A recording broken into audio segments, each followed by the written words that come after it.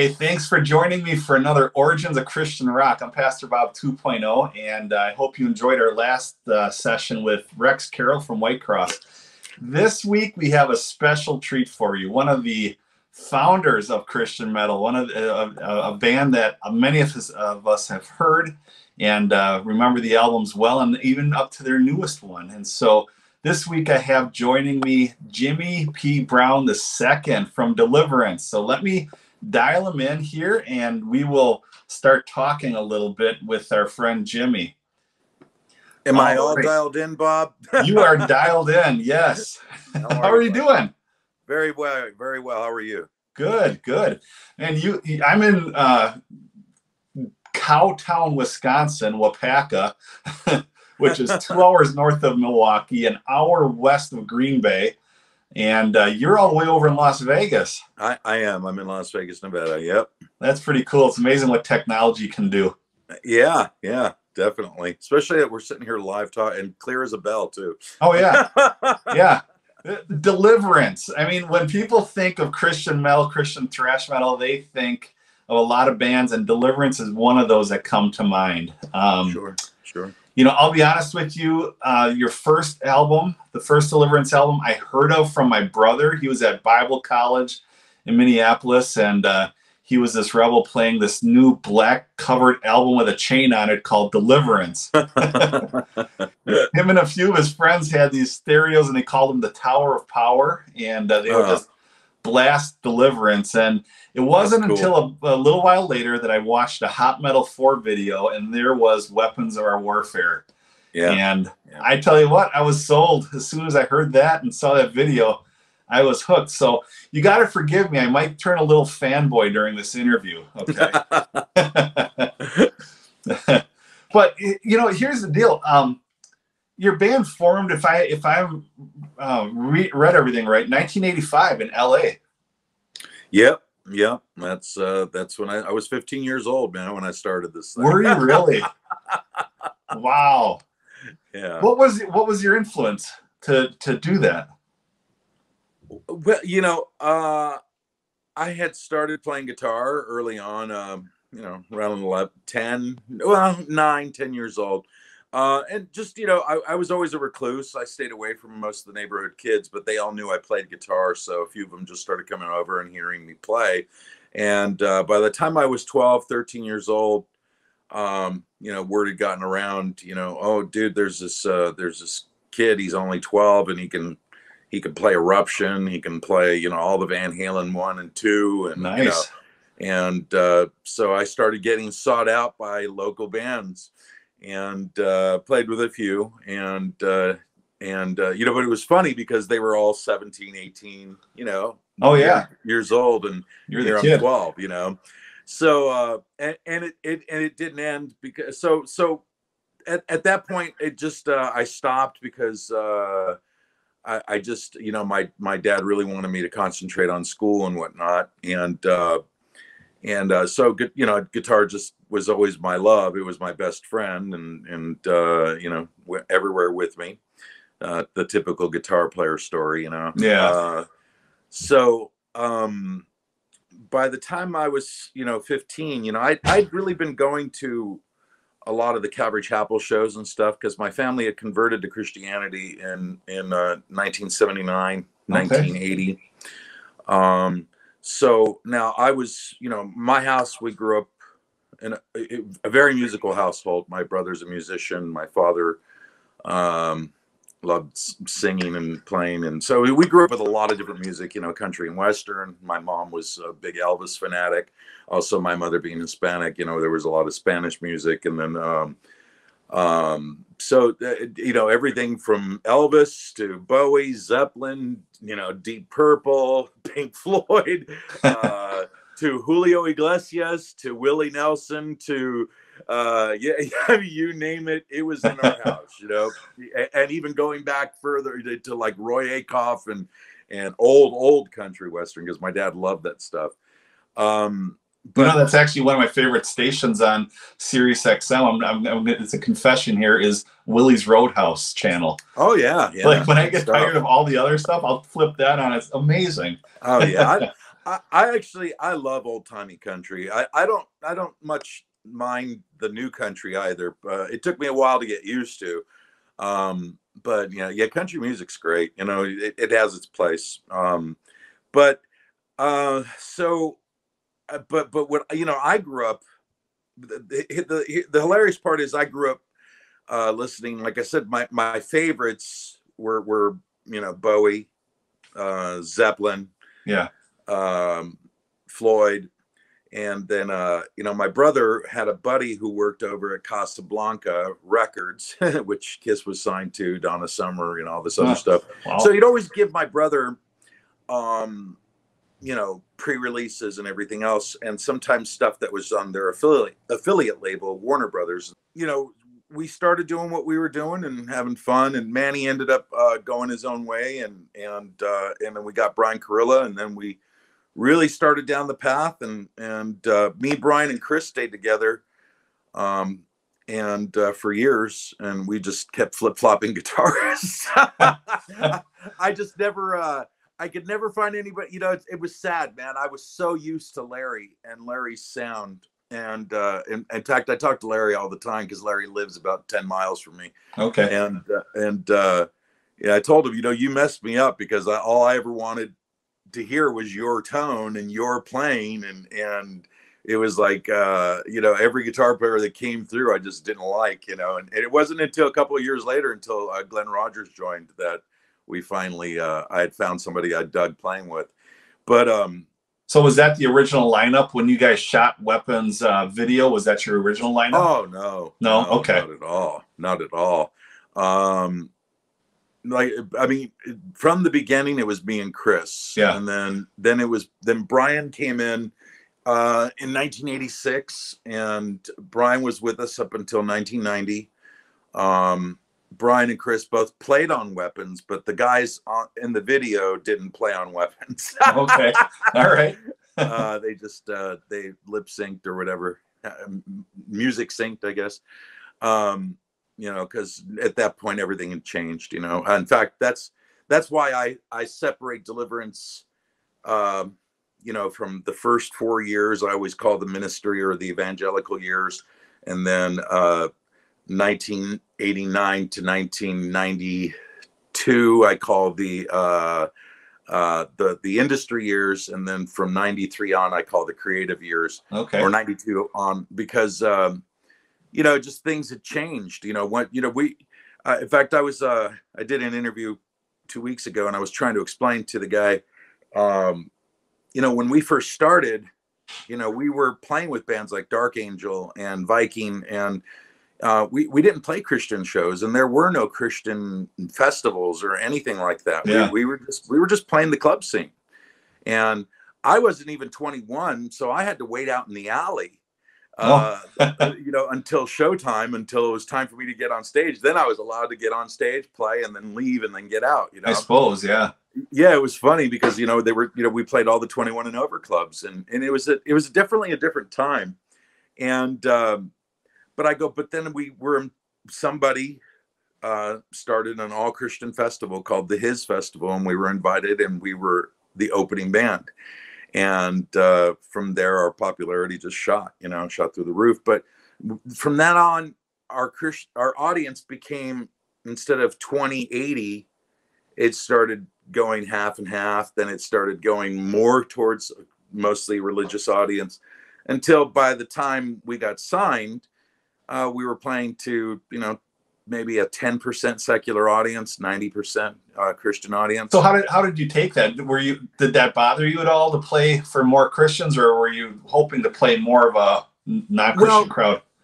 What bothered me was the fact that all my lyrics were very evangelical. Yeah. So they were lyrics meant for the lost, and everybody laughingly and jokingly called me the Jimmy Swaggart of heavy metal, because I used to preach like crazy from the stage.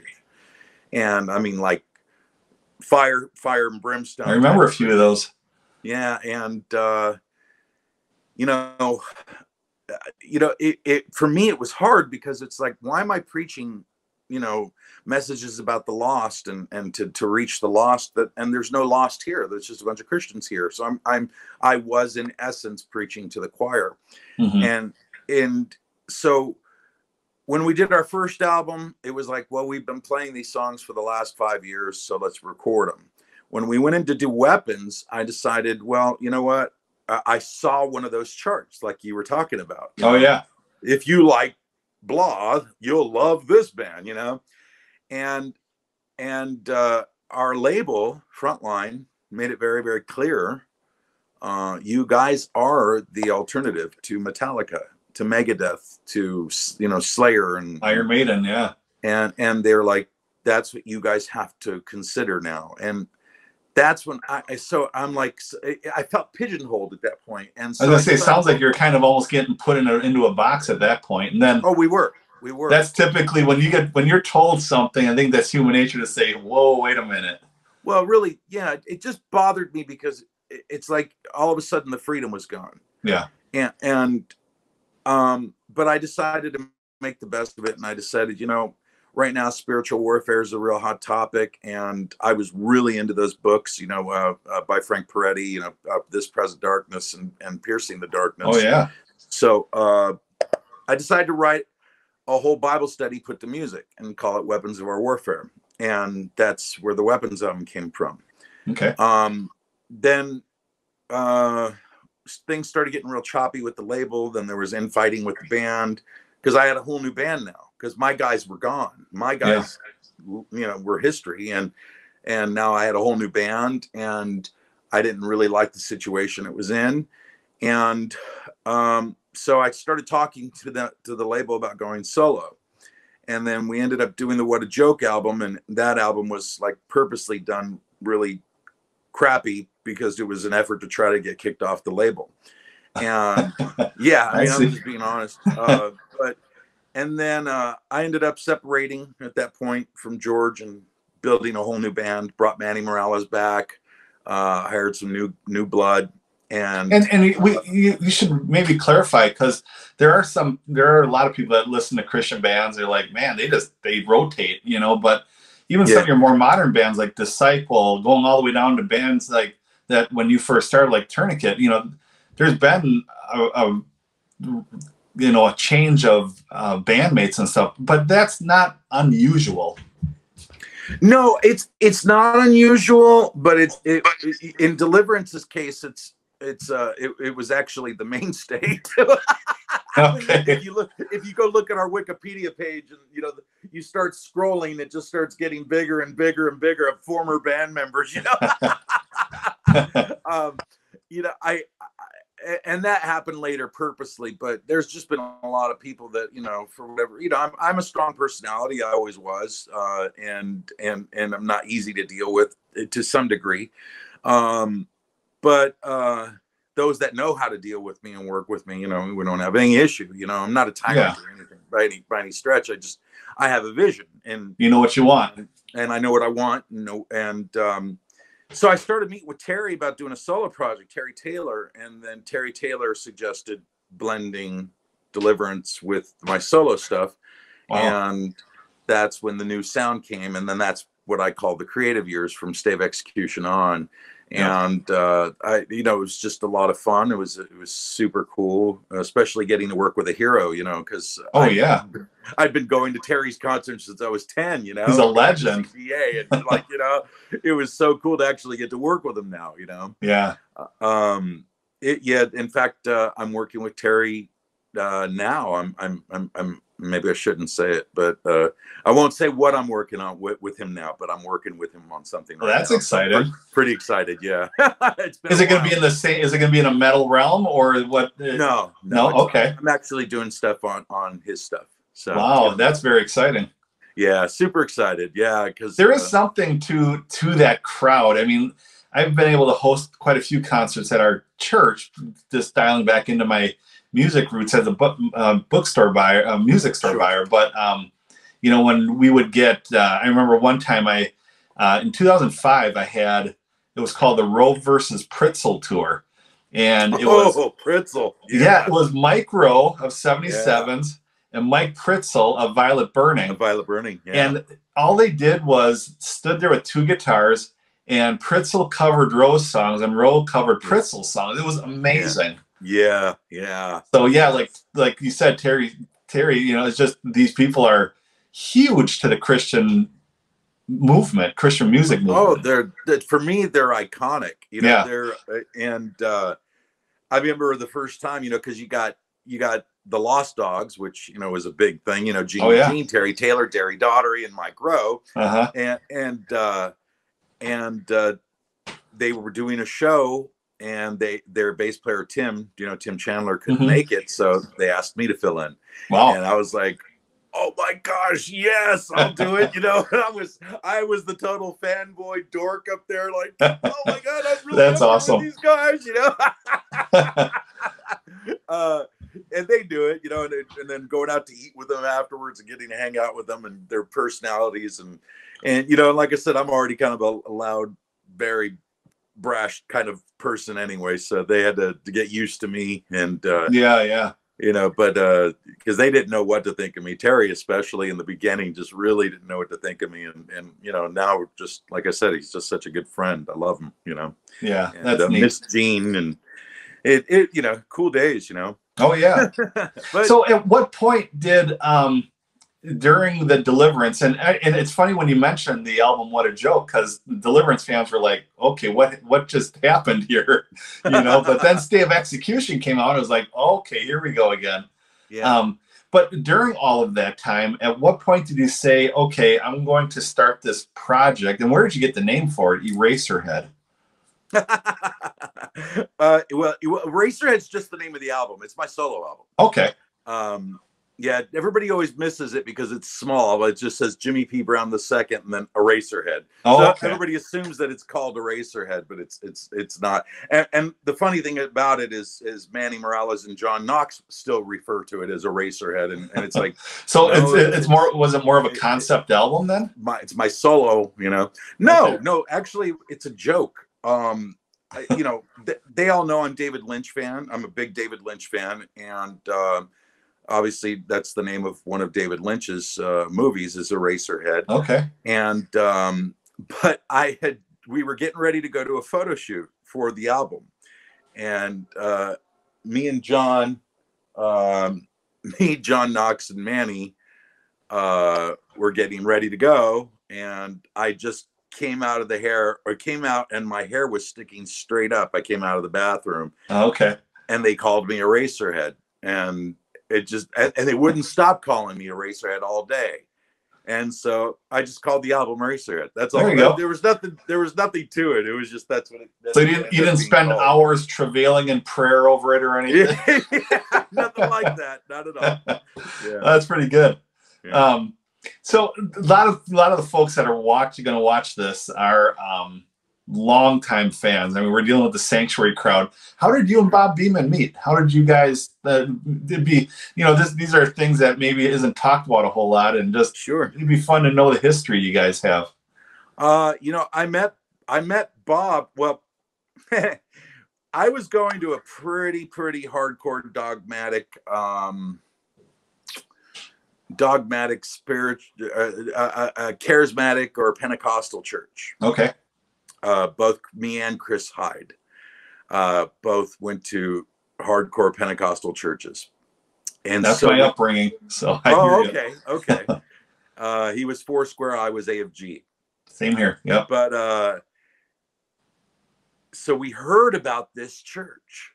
You know, we heard about long hair church, and you know, I'm like, well, they meet at 2 p.m, so why don't we go?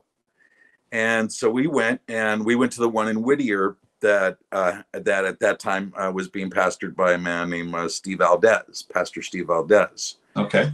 And it was Bob's church, because Pastor Bob was the church of that Whittier Assembly of God.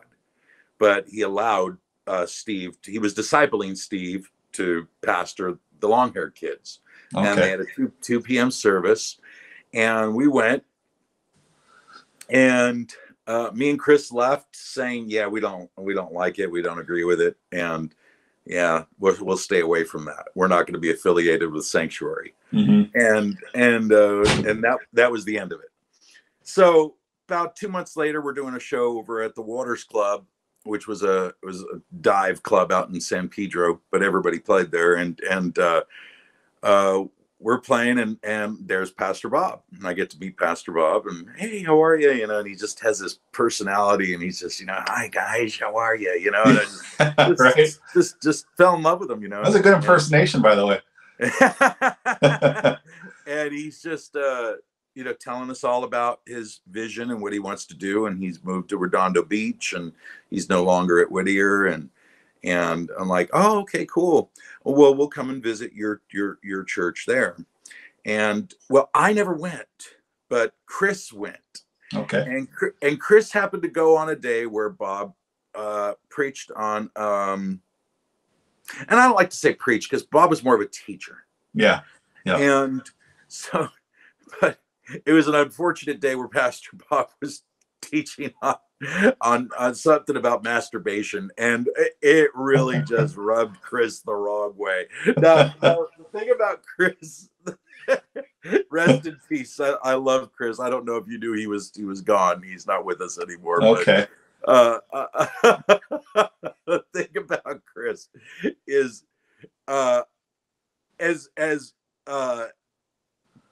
charismatic or as Pentecostal as we both were, I was definitely, he used to call me the liberal Pentecostal because I was, you know, I listened to secular music still. I was very rude and brash, and just, I spoke my mind and said 4-letter words when I wasn't supposed to. And, you know, I smoked cigarettes, you know. Oh, boy. Yeah, I was doing Right? all the things I shouldn't be doing, you know. That's hilarious. And but Chris, I mean, was like the ultra, like, don't, oh my God, that's secular, turn it off. You know, everything just was highly offensive. And oh God, he just left there so grieved. He came right over to my house and he was crying and just like, these people, how could they be deceived like this? And I'm like, I go, dude, you know, I go, I'm going to say this to you. And I go, and I think you got to keep this in the back of your mind, Chris. The king, what did Jesus say? The kingdom of heaven comes in a way not foreseen by man. So repent and believe the good news. So maybe this is a new movement. Maybe this is something new. You know, just like we had Azusa Street. Mm-hmm. You know, or you know, our roots came out of the Azusa Street revivals and stuff. You know, so maybe that's what's going on. And I go, but it's not for me. But to sit here and get grieved about it and upset, you know, I mean, come on. So I ended up, well, our bass player now, Brian Carilla, he lives next door to Pastor Bob. So he starts going to Sanctuary once in a while, because otherwise he went to Calvary Chapel. And Larry went to Sanctuary full time. Oh, yeah. So, so I get to see Pastor Bob all the time because I'm always over at Brian's house hanging out. So I always go next door and sit and talk with Pastor Bob. Well, there you go. And I love it. I love my time with him. And I always told him, you know, because of Chris, you know, he's my partner, and I love him to death. And, you know, but, you know, we can't really stand with you guys because, you know, we don't really believe in this kind of segregated type of Christianity, because that's what it feels like, you know, because, you know, even though it's not like you know, tell people, oh, if you're a punk rocker, you're not welcome here. Right. It kind of started happening. It was weird. All of a sudden, there was a punk rock ministry called Set Free Ministries in Anaheim, and then we had Sanctuary, the long hair, and then we had the biker ministry, which was with us, you know, Biker James, the pastor, Biker James, and it was just really, really strange and bizarre. Things started, you know, the 80s was a very interesting time. Oh, yeah, it was. And so I just remember telling Pastor Bob, I go, but I love you, man. I go, I support you as a minister because I know you're real. I know your heart's true. And I just discern that you're an amazing guy. I just don't know much about the deal, you know, about what Sanctuary is all about per se. Yeah. So I don't want to affiliate ourselves, even though our churches hate our music and, quite frankly, picket concerts like mine. But I still just felt very strongly. But I always maintained a good friendship. In fact, Pastor Bob played the organ at mine and Helen's wedding. Oh, cool. So Bob's always been a very integral part of my life, and he always supported Deliverance no matter what, Yeah. and throughout everything, which was cool. But that's how I met Pastor Bob, like, gosh, going on 85, 86. It was cool. Wow, that's a really cool story. Yeah. That is neat. Yeah, isn't it funny? I mean, you even look at the old Cornerstone Festival and you drive in, and so much of this stuff is, positive things for the culture, and yet there were picketers out on the road as you drove in. I'm sure you saw that a lot. Oh yeah. Yeah, we our whole first tour we were picketed. It was cool, I didn't mind it. Mm-hmm. In fact, I remember going out and standing with a group of about 30, 35 people out there with, if you're going to go to this concert, you're going to hell and all this other stuff. And I just pulled back my hair in a ponytail, and I just went and I stood out there with them, prayed with them, talked with them.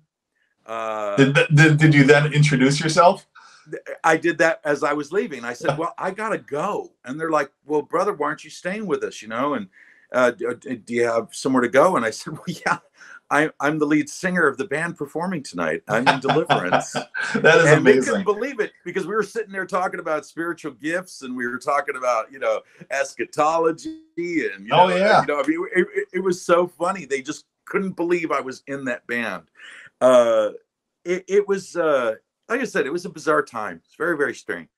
Yeah. I bet it was.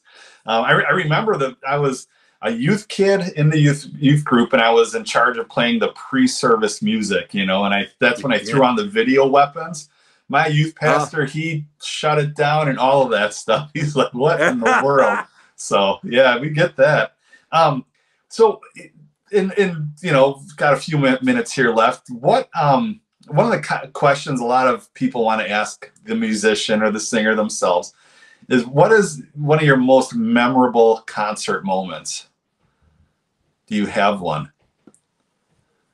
I'll be honest with you. For me, I've enjoyed seeing you at Cornerstone, and even when in other towns in Northern Illinois and stuff. I was at your New Union show in Minneapolis. When you and Savior Machine were on, and I know you and Eric have a good friendship. You guys worked together recently, in the last few years and stuff. But for me, that was like my most memorable Savior Machine and Deliverance show. But I guess I'm kind of wondering, like, what for you would be one that's ingrained in your memory? I'd probably have to say Ichthus. When we played the Ichthus Festival out in Kentucky, it was our largest crowd. I know they said that there was 60,000+ people there, but when we went on, there was around a little over 30,000 people. Wow. We'd never played in front of such a large crowd, and especially to a large crowd that were all singing our songs. Oh, amazing. And they were so loud, they were louder than us. We couldn't even hear ourselves, and we were loud. And what does that do for you as a musician when that many people are singing along? It blows you away. I mean, bet. It doesn't. It kind of messes with your head, because you just wonder sometimes, God, I'm 2,000 miles away from home. How do these people all know my music? And then you're like, oh yeah, that's right. I've released I don't know how many albums, and like, we just went to Europe last year, and here I am, 9,000 miles away from home, and I'm playing in Germany, and people are screaming my lyrics. I'm like, how in the world do they know my lyrics? Oh, that's right. Yeah, those albums are like 30 years old. It still messes with your head, but I think Ichthus was incredibly memorable because there was just that many people, and that was the disastrous tour where I decided, let's all cut our hair and wear suits the entire tour. And that was just, it was my spoof on, because remember, the Christian metalheads were saying we were ministers disguised as musicians. So I said, we're musicians disguised as ministers. So, Terry Taylor definitely rubbed off on me. Yeah. As far as that New Union show, that was a great show, but you know, that was a show that I'll tell you that for me, angry about, because that was the first time I got really pushed into a situation um, by a group that I liked a lot, because Yeah. New Union, that was like our fourth time playing there, and they always treated us well. They always took care of us financially. They weren't the typical pay you in pizza church that we would end up with, bazillion of those on tour. Yeah. And they honored their words, but they were pretty hardcore charismatic. They were hardcore Pentecostal, and a lot of people didn't know that, and they weren't ready for a band like Savior Machine, Sure. And they didn't understand the coalition of art meets music meets religion. And I tried to explain that to the club owners who also were part of a church there in town, that this is they're a different band.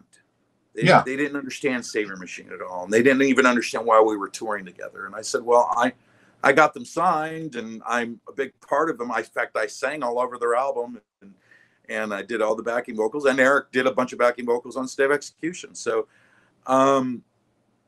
but a lot of people didn't get it, and a lot of people didn't understand it, and they really didn't understand it. And even when I brought up the Francis Schaeffer, quotes and stuff, they just didn't get it, and they shut them down. Yeah. And when they shut them down early on, I think it was 3 songs in. Yeah, it was right around there. Yeah, just black stage, everything done. You were at the show, correct? Yeah. Yep. Okay, so you remember, and some Weisenheimer decided to yell from the audience, "What does Jimmy Brown think?"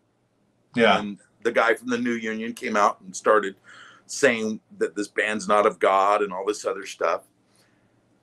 And my brother, who happened to be an AFG pastor, was touring with us at that time. He was doing keyboards and backing vocals. And he really, really pressured the crap out of me to get out there and denounce the band. Sure. And denounce Savior Machine, because he says they aren't a Christian band. They don't belong in this arena. And you're making me question if you even belong in this arena. And I was put under such tremendous pressure. It was a difficult moment. Yeah. Yes. And I was so mad. And if you probably remember the look on my face when I got on the stage and went and addressed the crowd, I did not look happy. I was upset that I publicly denounced my friends, and I had to say, but I said the truth. They're not really a Christian band. They don't belong in this arena. But I said it in defense of what was going on, rather than to explain what it was that they were doing. Yeah. And that the power of their message is just as important as what Deliverance or any other Christian band is doing. It's just that they're not necessarily a quote unquote Christian type band. Yeah, it was a high pressure moment, and yes. The things that were said, it was spot on the moment. Who hasn't been in those situations? Yours was way more extreme, where something came out, it's like, it's not what I mean, but Oh, it was horrible. It was horrible, and I was put in a position for the first time, where it was like, because here's the thing. Deliverance at that point was finally a full-time band. Yeah. We were a salaried band, and the record label, after that show, got on the phone with me and told me I did the right thing, that it was stupid of us to let you take Savior Machine out on tour, for us to support it. And you know what, we're sorry, but you did the right thing. And I'm like, I didn't do the right thing. And they said, yes, you did. You saved your career. And I said, man, if that's what it means, if this is compromise, then this is everything that I thought this wasn't going to be. And at that point, I just started plotting the demise of Deliverance. And because I was so done. I was done with, record sales and marketing and having to be nice in interviews and say nice things about people and say bad things about people. And I kind of reached an end. And then, a lot of people don't know the story of Word Records, and people are surprised when I tell this story, but, when River Disturbance, we were signed with Word. Yeah. And, we were done with our contract with and I'm sorry if I'm taking too much time. No, you're good. I hope you were warned. But, we fulfilled our contract with Learn, and then we left. And we signed with Word. Well, who didn't want to sign with Word? Right. They were the label. Especially us, So we get there, we do the album, they dump all this money into it, and then they shelve it. They shelve it. And Brainstorm, which is Ojo Taylor and Gene Eugene, they say, well, you know what? Regardless of Word and what they're going to do, we're going to put it out. We could only put out a limited amount because we don't have a lot of money, but we're going to put it out. Yeah. And they put it out. And then I went back on my hands and knees calling for a record deal to Frontline. And I didn't know that they were already on their way out and the whole thing was done. And that was when, like I said, I pretty much had plotted Deliverance's end and wrote the Camelot and Smithereens album. And that was when we broke up shortly after that. Wow. Yeah, it's quite the past. I mean, it's it was refreshing to see your latest album come out. And, I think I think a lot of people hearing this conversation, and I would agree, you were saying how iconic the guys from the Choir and everything.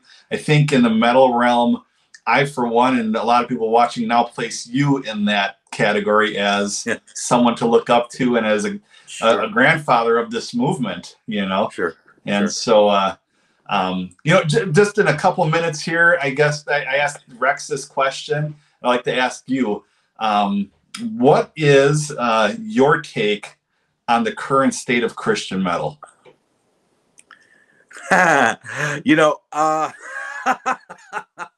What a question to end with, right?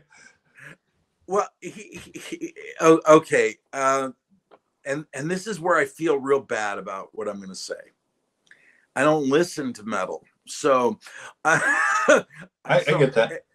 And I don't listen to especially Christian metal. but I mean, I just don't really. I don't stay on what's current, other than when I pop on the radio. Yeah. And again, my musical tastes are totally different. I mean, I'm one of those guys that I like Billie Eilish. I like, I like all this different stuff. I like pop and like I said, I like country. I like, You never had Bieber fever, did you? I'm sorry? You've never had Bieber fever, have you? What is that now? Justin Bieber, Oh, Bieber. No. That's good. One thing I can honestly be very, very honest about and say absolutely not. Absolutely not. But so I really, when I hear current metal bands and they send me stuff or we play a festival and we're like, oh, we're playing with this big band and and I'm like, who are they? And they name the name and I'm like, I've never heard of them. And they're like, well, sure. They've sold way more than Deliverance. And I'm like, oh, well, good for them. That's great. And I mean, I don't know. And when we usually go do a show, I walk around with massive earplugs and just, I try because, my life is my recording studio and what I do.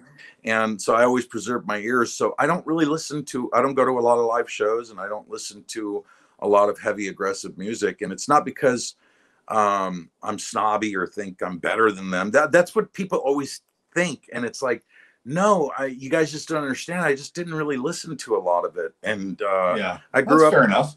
I grew up on different types of music. So, I mean, to this day, it's still a healthy diet of Floyd and Zeppelin. Yep, yep. I was rocking out earlier to Gates of Babylon from Rainbow, Dio singing, and just like going, Sure. my gosh, Dio's got such a great voice, Yeah. or had such a Well, great I know voice. you and Eric Clayton and Alan Aguirre, you guys all have a fond love for Bowie, and Yes, yes. and that's really cool. So fair enough. That's a fair enough answer. So Yes, I just don't, I just couldn't, I wouldn't be able to answer in a fair manner. I know some of the stories that I hear, because like Jim Chaffin, he's our drummer for Deliverance. And, he stays on top of everything. And, because he's always, I like to say he loves to whore himself out to anybody that'll use him. And I mean, especially if they're current big and doing something, Jim's like all over it.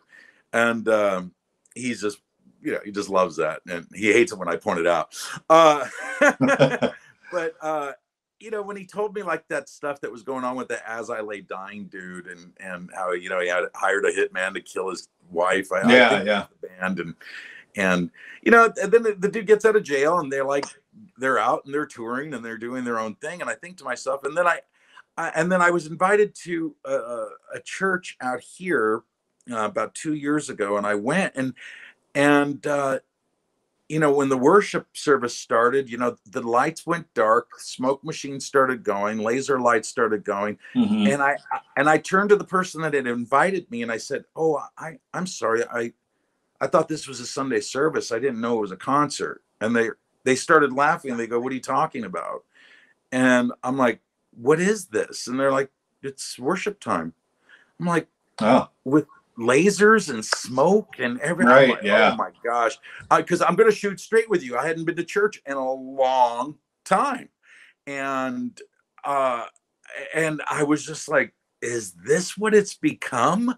I go, what happened to just the old people with the tambourines and, just, clapping off time and, singing, there's power in the blood, power in the blood. That's what I know is church, And I was really shocked. I was really, really shocked. And then, because like I said, my brother's a pastor, and he actually has a YouTube channel called Drunk Theology. And, but he still kind of goes at it from that old school methodology. And I guess that's, to me, what separated church. Remember, it seems like now we constantly have to entertain people. Yeah. And even through media, it was one guy sent me a comic book version of the Bible. Now, I forgot the term, but it was all drawn out like anime. Yeah. And I'm like, is this what it's become? You have to entertain people with all this nonsense. What happened to just the good old fashioned word? And there it is. Yeah. It doesn't seem right.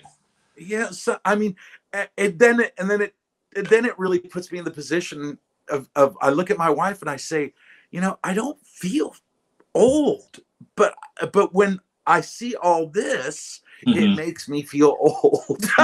Yeah. Because I sound like my dad 30 years ago, Sure. 40 years ago. Yeah. It all comes full circle, doesn't it?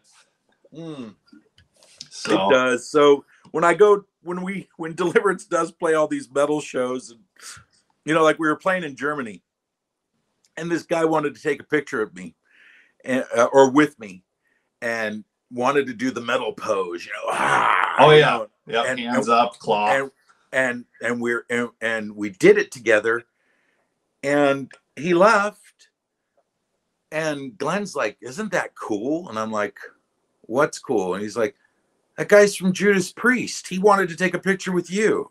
I'm like, "Oh, he was? Wow, I didn't know." I mean, it just shows how out of touch I am. That's good. Yeah, it's different. That's for sure. Today's world and the whole metal movement and everything.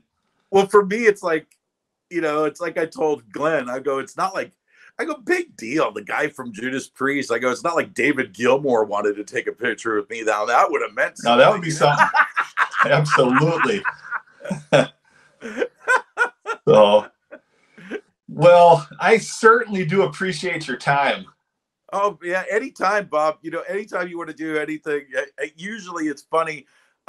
There's this other podcast called "As the Story Grows." They always have to do 2 and 3 parts with me, and they're always 2 hours long because I can tell stories all day long and Oh man, and just really talk. And you guys are from the veterans of the Christian metal movement. I mean, their stories are endless, and so I do appreciate you sharing this with us today. And Sure.